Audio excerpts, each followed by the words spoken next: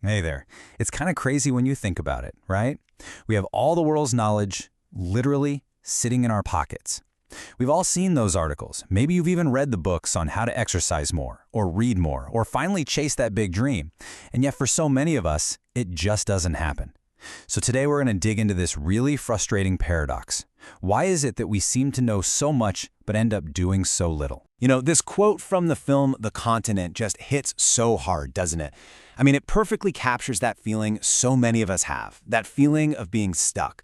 You know what a better life could look like, but you just feel powerless to get there. It's that huge gap between knowing and doing, and man, sometimes it feels like a giant, uncrossable canyon. So yeah, that's the big question for today.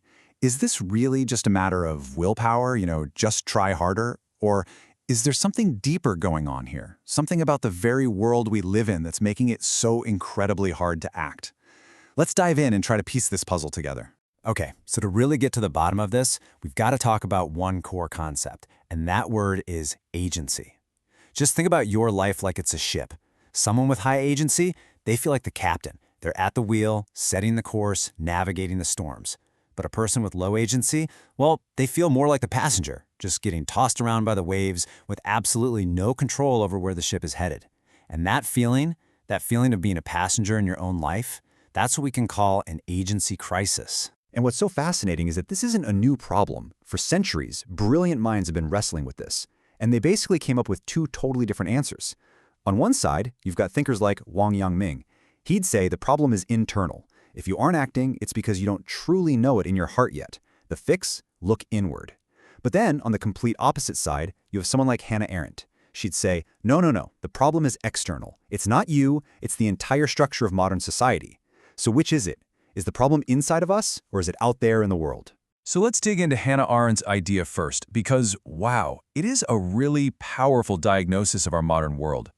She believed that if we want to understand why we can't seem to act, we first have to get our heads around the different types of human activity and see how our society has knocked them completely out of whack. All right. First up, Arendt talks about something she calls labor. The best way to think about this is like the hamster wheel of survival. It's all the stuff you have to do just to keep going. Cooking, cleaning, sleeping, working that job just to pay the bills. The key thing here is that whatever you produce, it gets consumed almost immediately. You make dinner, you eat it, and guess what? Tomorrow, you're hungry all over again. It's that endless, necessary cycle of just staying alive. Okay, so the next category is work. And this is totally different. Work is all about building things that last. Think of a carpenter building a solid table, an architect designing a bridge, or an artist creating a sculpture. The things we make through work create a stable, shared world that's still here long after we're gone. I mean, this is basically how we build a civilization. And then, finally, at the very top of her pyramid is action. Now for Arendt, this is what makes us truly human. Action is about starting something completely new. It's launching that community project you've been dreaming about, or speaking up in a meeting with a really bold idea, or getting together with friends to create something that has never, ever existed before. Action is unpredictable, yeah, it's risky, but it's also where we find real freedom and deep meaning. And this right here, this is Arendt's critical diagnosis of our problem. She says that modern society has taken labor, that hamster wheel, and put it on a pedestal above everything else.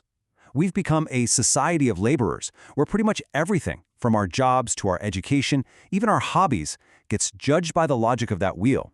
Is it useful? Is it efficient? Does it help us produce and consume more? And in that process, the lasting quality of work and the incredible freedom of action, they just get shoved to the side. So what's the consequence of all this? Well, it's huge. Our society subtly starts to replace genuine action with something much safer, something we can call behavior. I mean, just think about it for a second. Action is risky. It's unique. It's you. Behavior, on the other hand, is predictable. It follows the rules. Now, what gets rewarded in most offices or schools? It's good behavior, right? Hitting your targets, following the curriculum, just fitting in. It's almost never taking the real risk of genuine, unpredictable action. So where does that leave us? We end up in this state of what you might call learned helplessness. The entire system is quietly teaching us every single day that it's just safer and more rewarding to behave. Don't rock the boat, don't start something new that might fail, just follow the rules. And when that happens, our capacity for action, our real agency, it just starts to wither away. Okay, I know, that diagnosis sounds pretty bleak. So are we just doomed? Are we stuck? Not at all. The answer isn't about retreating into our own heads and trying to fix it all internally. And it's not about trying to change the entire world overnight either. The key, the real turning point, is in finding the small cracks in the system, those little pockets in our daily lives where we can start rebuilding our agency, piece by piece. So how do we actually do that? Well, there's a really practical two-step framework we can use. Step 1 is something called intimatization. Think of this as building a strong, protected inner world, kind of like a greenhouse for your ideas. And step 2 is frontierization. That's when you use the strength from your greenhouse to make small, deliberate trips out into the real world. Let's break down what that really means. Okay, so step 1, intimization. I want you to really picture this as building your own personal psychological greenhouse. This is your safe space. It's totally private, and it's created through things like journaling, or maybe meditation, or just having those really deep, unfiltered conversations with a friend you trust completely. It's a place where you can explore any idea without fearing judgment. This is where you nurture those fragile little seeds of courage that you're going to need to finally act.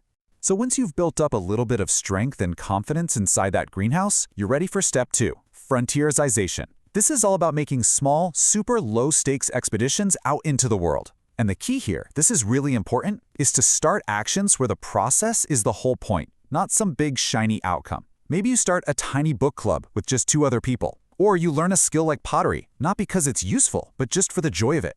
Or you volunteer for just 1 hour in your community. See? These are small, genuine acts of action, not just behavior. And this is where the magic really happens.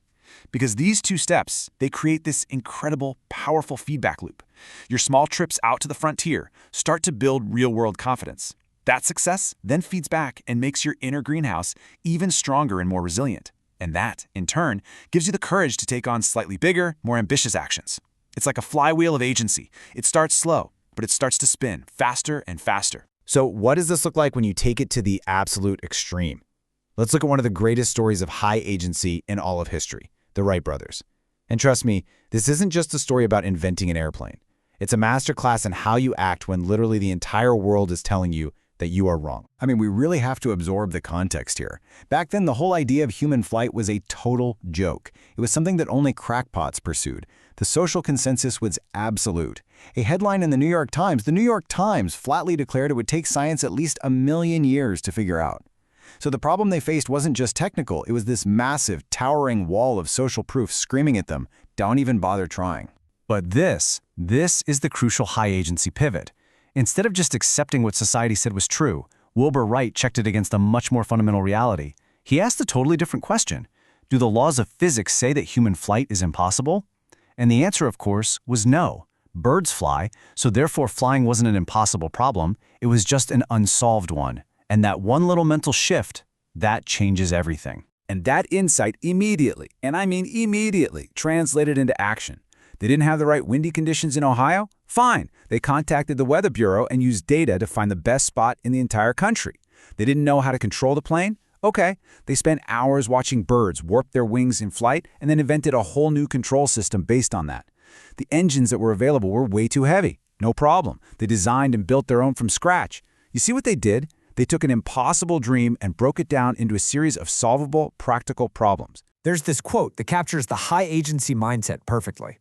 The optimist says the glass is half full, the pessimist says it's half empty, but the high-agency person says, you are a faucet. A person with high agency doesn't just passively look at their situation. They understand that they are the source of change. They don't just react to the world, they act on the world. They see themselves as the faucet, fully capable of refilling the glass themselves.